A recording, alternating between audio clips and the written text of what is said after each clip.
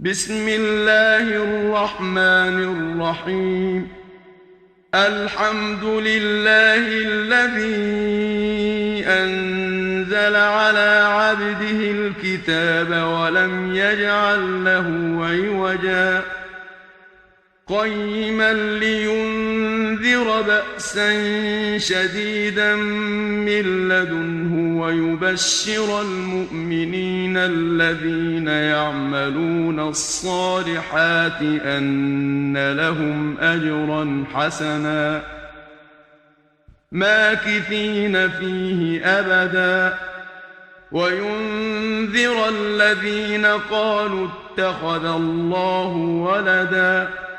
ما لهم به من علم ولا لآبائهم كبرت كلمة تخرج من أفواههم إن يقولون إلا كذبا فلعلك باخع نفسك على آثارهم إن لم يؤمنوا بهذا الحديث أسفا إنا جعلنا ما على الأرض زينة لها لنبلوهم أيهم أحسن عملا وإنا لجاعلون ما عليها صعيدا جرزا أم حسبت أن أصحاب الكهف والرقيم كانوا من آياتنا عجبا إذ أوى الفتية إلى الكهف فقالوا ربنا آتنا من لدنك رحمة وهيئ لنا من أمرنا رشدا فضربنا على آذانهم في الكهف سنين عددا ثم بعثناهم لنعلم أي الحزبين أحصى لما لبثوا أمدا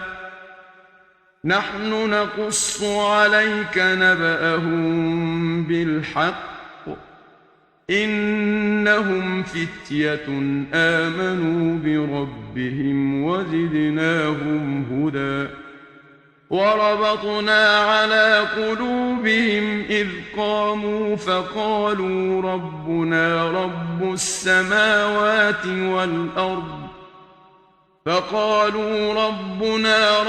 السماوات والأرض لن ندعو من دونه إلها لقد قلنا إذا شططا هؤلاء قومنا اتخذوا من دونه آلهة